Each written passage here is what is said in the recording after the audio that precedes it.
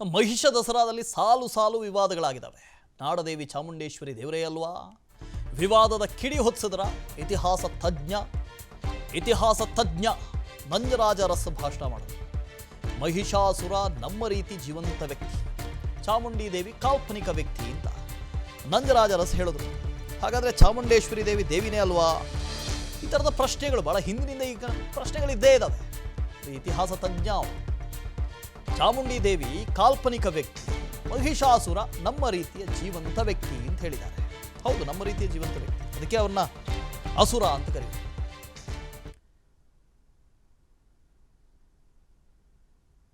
ಆದರೆ ಇದಕ್ಕೂ ಮೊದಲು ಮಾತನಾಡಿದ್ರಲ್ಲ ಭಗವಾನ್, ಅವರು ಶೂದ್ರ ಮನುಸ್ಮೃತಿ ಇದ್ರ ಬಗ್ಗೆ ಎಲ್ಲ ಮಾತಾಡ್ತಾ ಇದ್ರು.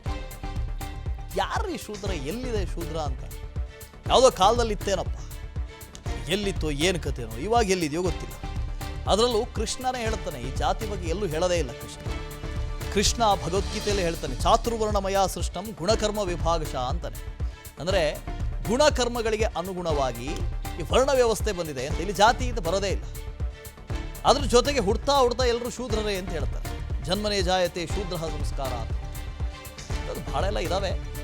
ಹಿಂದೆ ಮುಂದೆ ನೋಡಿದ್ರೆ ಮಾತಾಡಿದ್ರೆ ಹೀಗಾಗುತ್ತೆ. ಚಾಮುಂಡೇಶ್ವರಿ ಮಹಿಷಾಸುರನನ್ನು ಕೊಂದಿಲ್ಲ, ಕಾಳಿಕಾ ಪುರಾಣದಲ್ಲಿ ಕಾತ್ಯಾಯಿನಿ ದೇವಿ ಉಲ್ಲೇಖ ಇದೆ. ಹಿಮಾಲಯದಲ್ಲಿ ಶುಂಭ ನಿಶುಂಭ ಅರಸರು ಇದ್ರು, ಕಾತ್ಯಾಯಿನಿ ಅಂತ ವರ್ಣಿಸಿದ್ದರು. ಚಂಡಮುಂಡ ಅರಸರು, ರುಂಡಮಾಲಿನಿ ಕಾಳಿಯಿಂದ ಚಂಡಮುಂಡರ ವಧೆಯಾಯಿತು. ಅಂದಿನಿಂದ ಕಾಳಿಗೆ ಚಾಮುಂಡ ಅನ್ನುವಂಥ ಹೆಸರು ಬಂತು. ಮಹಿಷ ದಸರಾದಲ್ಲಿ ನಂಜರಾಜ ಅರಸ್ ಅವರು ಭಾಷಣ ಮಾಡ್ತಾ ಇದನ್ನೆಲ್ಲ ಹೇಳಿದ್ರು. ಚಾಮುಂಡಿ ಯಾರು? ಜೀವಂತ ವ್ಯಕ್ತಿ ಅಲ್ಲ, ಕಾಲ್ಪನಿಕ ವ್ಯಕ್ತಿ. ಪುರಾಣಗಳಲ್ಲಿ ಬಂದಿರುವಂತಹ ಪುರಾಣಗಳೇ ಕಾಲ್ಪನಿಕ ವ್ಯಕ್ತಿ. ಪುರಾಣ ದೇವರುಗಳೆಲ್ಲ ಕಲ್ಪನೆ. ಕಥೆ ಓದ್ಬಿಟ್ರೆ ಸಿದ್ದಯ್ಯ ಸ್ವಾಮಿ ಪುಸ್ತಕ ಬರ್ದವ್ರೆ, ನಾವು ಸೂಸೈಡ್ ಮಾಡ್ಕೋಬೇಕಾದ್ರೆ ದೇವ್ರಿಗೆ ಪುರಾಣ ಓದಿದ್ರೆ ಇಷ್ಟು ಕೀಳು ಬರ್ತಾವ್ರ ದೇವತೆಗಳು. ಚಾಮುಂಡಿ ಕಾಲ್ಪನಿಕ ವ್ಯಕ್ತಿ ಅಂತೆ. ಇನ್ನೊಂದ್ಸಲ ಚಪ್ಪಾಳೆ ಹೊಡಿಬೇಕು. ಆಮೇಲೆ ಕೇಳ್ಬಿಟ್ಟು ಹೇಳ್ರಿ, ಚಾಮುಂಡಿ ಮಹಿಷಾಸುರನ್ನ ಕೊಂದಿಲ್ಲ. ಚಾಮುಂಡಿ ಯಾರು? ಜೀವಂತ ವ್ಯಕ್ತಿ ಅಲ್ಲ, ಕಾಲ್ಪನಿಕ ವ್ಯಕ್ತಿ. ಪುರಾಣಗಳಲ್ಲಿ ಬಂದಿರುವಂತಹ ಪುರಾಣಗಳೇ ಕಾಲ್ಪನಿಕ ವ್ಯಕ್ತಿ. ಪುರಾಣ ದೇವರುಗಳೆಲ್ಲ ಕಲ್ಪನೆ. ಕಥೆ ಓದ್ಬಿಟ್ರೆ ಸಿದ್ದಯ್ಯ ಸ್ವಾಮಿ ಪುಸ್ತಕ ಬರ್ದವ್ರೆ, ನಾವು ಸೂಸೈಡ್ ಮಾಡ್ಕೋಬೇಕಾದ್ರೆ ದೇವ್ರಿಗೆ ಪುರಾಣ ಓದಿದ್ರೆ ಇಷ್ಟು ಕೀಳು ಬರ್ತಾವ. ನಮ್ಮ ದೇಶದ ಈ ಮಣ್ಣಿನ ಧರ್ಮ ಬುದ್ಧ ಧರ್ಮ. ಬುದ್ಧ ಈ ದೇಶದಲ್ಲಿ ಹುಟ್ಟಿದವನು, ಈ ಮಣ್ಣಿನಲ್ಲಿ ಹುಟ್ಟಿದವನು. ಬುದ್ಧ ಒಬ್ಬ ರೈತನ ಮಗ. ಚೆನ್ನಾಗಿ ತಿಳ್ಕೊಳ್ಳಿ. ಅವರ ಅಪ್ಪ ಹೊಲ ಹೊಳಿತಾ ಇದ್ದ, ಸುಂದರ ಮಹಾರಾಜ ಬುದ್ಧ ಅವನು.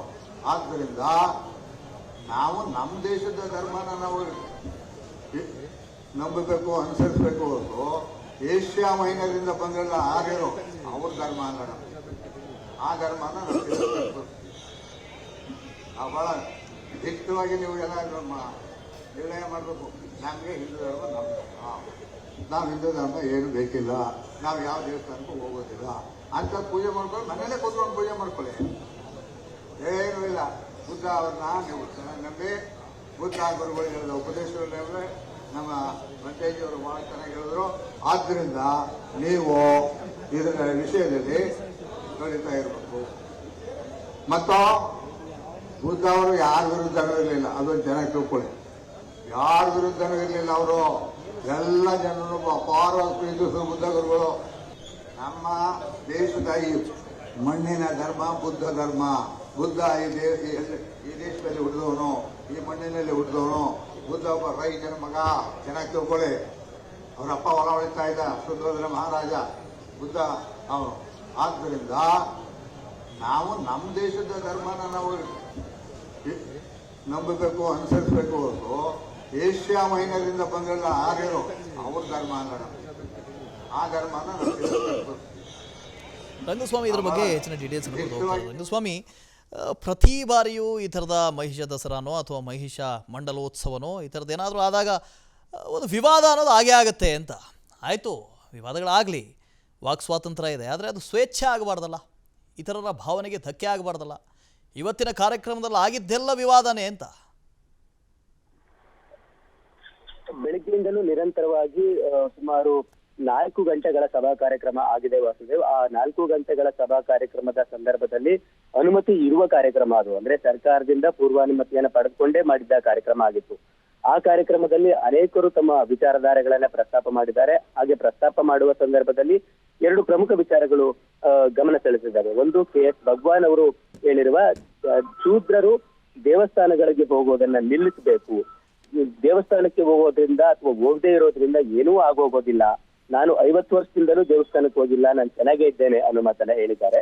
ಮತ್ತೊಂದು ಕಡೆ ಪ್ರೊಫೆಸರ್ ನಂಜರಾಜ ಅರಸರವರು ಚಾಮುಂಡಿ ಪುರಾಣಕ್ಕೆ ಸಂಬಂಧಪಟ್ಟಂತ ಒಂದಷ್ಟು ವಿವರಗಳನ್ನ ನೀಡ್ತಾ, ಕಾಳಿಕಾ ಪುರಾಣದಲ್ಲಿ ಕಾತ್ಯಾಯಿನಿ ಅನ್ನುವ ಹೆಣ್ಣು ಮಗಳು ಹಿಮಾಲಯ ಪ್ರದೇಶದಲ್ಲಿ ಓಡಾಡ್ಕೊಂಡಿದ್ರು. ಆ ಪ್ರದೇಶದಲ್ಲಿ ಚಂಡಮುಂಡಾಸುರ ಅನ್ನುವ ಸೈನಿಕರು ಅವರನ್ನ ಕರೆದುಕೊಂಡು ಹೋಗ್ಲಿಕ್ಕಾಗಿ, ಅಂದ್ರೆ ಶುಂಭ ನಿಶುಂಭ ಅನ್ನುವ ರಾಜರು ಅಲ್ಲಿ ಆಳ್ವಿಕೆಯನ್ನ ಮಾಡ್ತಿದ್ರು.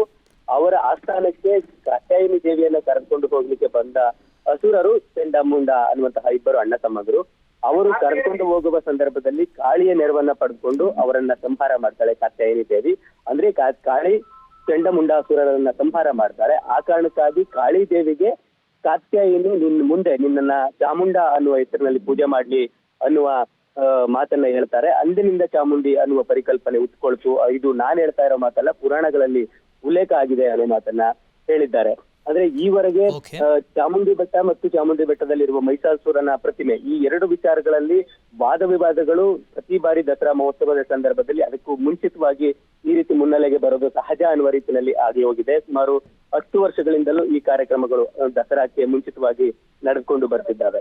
ಇನ್ನು ಮಹಿಷಾಸುರ ಪ್ರತಿಮೆಗೆ ಮಾಲಾರ್ಪಣೆ ಮಾಡುವ ವಿಚಾರದಲ್ಲಿಯೂ ಕೂಡ ಪೊಲೀಸರು ಒಂದಷ್ಟು ಗೊಂದಲವನ್ನ ಸೃಷ್ಟಿ ಮಾಡಿರೋದು ಈ ವರ್ಷದ ಬೆಳವಣಿಗೆಯಾಗಿದೆ Vasudev. Okay, thank you Rangaswamy. ಅನುಕ್ಷಣದ ಸುದ್ದಿಗಳಿಗಾಗಿ Vistara news YouTube channel subscribe ಮಾಡಿ. ಹೊಸ ಸುದ್ದಿಗಳ ನೋಟಿಫಿಕೇಶನ್ಗಾಗಿ ಬೆಲ್ ಐಕಾನ್ ಕ್ಲಿಕ್ ಮಾಡಿ. ಲೇಟೆಸ್ಟ್ ಅಪ್ಡೇಟ್ಸ್ಗಾಗಿ www.vistaranews.com ವೆಬ್ಸೈಟ್ಗೆ ವಿಸಿಟ್ ಮಾಡಿ. ಅಂಗೈಯಲ್ಲೇ ಜಗತ್ತಿನ ಸುದ್ದಿ ತಿಳಿಯಲು Vistara news Kannada app download ಮಾಡಿ.